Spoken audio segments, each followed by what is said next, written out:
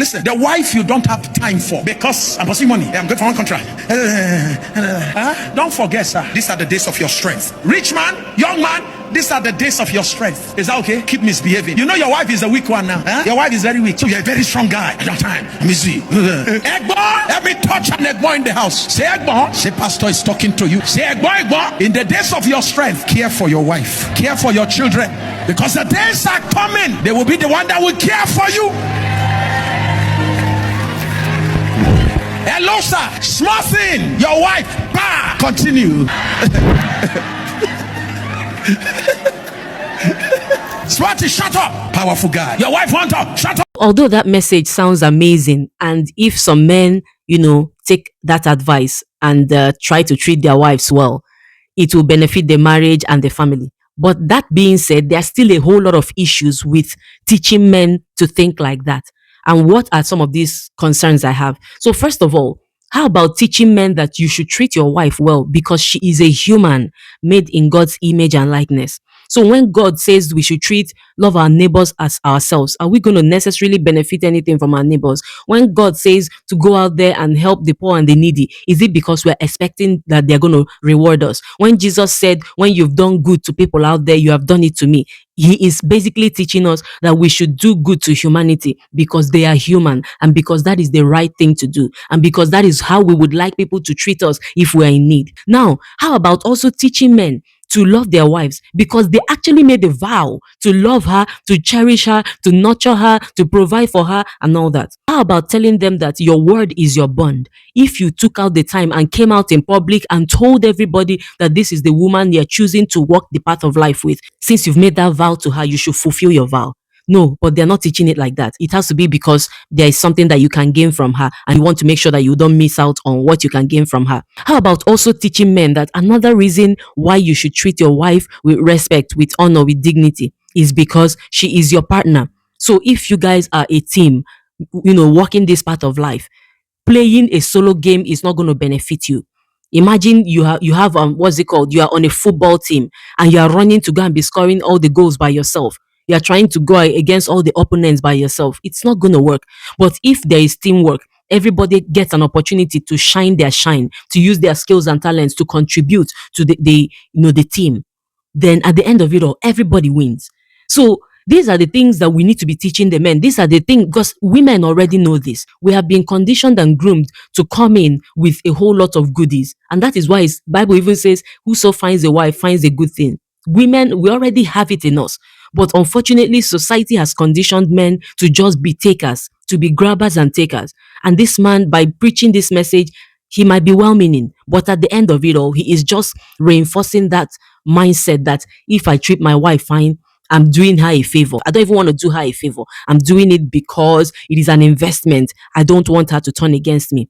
That is so selfish. So now this also reminds me of a conversation I had some years back with a well-respected Christian man, somebody that I really used to look up to, right? And he told me that the reason why men need to marry younger women is so that they will have someone that will take care of them in their old age. And then I was kind of shocked at that statement, but he didn't see anything wrong with it. And I told him that doesn't make sense. So in essence, if a woman who is supposed to be the weaker vessel, who is supposed to need protection from the man, gets married in her youth so that she can see the man through when he is sick in his old age, who is supposed to take care of the woman? So the woman will now take care of the man in his old age and the man will pass away. And then the woman will struggle all by herself, right? And nobody will take care of her. So you find out that even when they have sold us the notion that, as women, we should marry older men because, they are more sensible, they are more mature, they are wiser than, young boys. But that is not always the case, right? Because you find out on social media, a lot of elderly men with gray hair, they'll be there spewing all manner of misogyny and, foolishness. Like the other one, I stitched his video the other day where he was saying that he wants a woman that will be his mother. Why we women are looking for someone that we feel like we can relate to intellectually, they're actually looking for laborers and caregivers in their old age. And that is why they look for wife material. They want to look for people that have what it takes, that know how to labor very well. But the funny thing is, even though they call it their right to look for a wife material, they call it their right to look for a laborer. So they are basically labor diggers. When you now do that labor and you expect them to pay you for that labor, you will be labeled a gold digger or somebody that loves money. And so we find out that many of us women, we try to prove to the men that we don't love money. Oh, I can manage. Don't worry. I can handle, I can take care of this. Don't worry. I'll manage. I'll manage. But they will not tell you to manage. They'll tell you, I want to eat that soup fresh. I want to have sex every night. I want to do this and that. I want you to do this. I want you to leave your job. I want you to do this for me and do that for me. But if you complain, they will be like, you're not being a good wife, you're not being submissive. But if you should dare open your mouth and say, you know what, I've been offering so much labor, and the Bible says that a laborer deserves his wages, and even beyond the Bible, it is what is morally right. Every human being deserves their wages. Everything that works, every creature, even if you have a horse, you can't just ride the horse and ride the horse until it becomes unalived. During the era when horses were the means of transportation, when you ride for quite a distance, you have to stop, let the horses or the camels or whatever rest, you feed them and all that. But if you dare say, I need a break, if you dare say, I need pay for my labor, you're called a gold digger. So there's so much misogyny steeped into this kind of teachings. And in as much as he may not have thought it through, but it just shows the way that men actually think.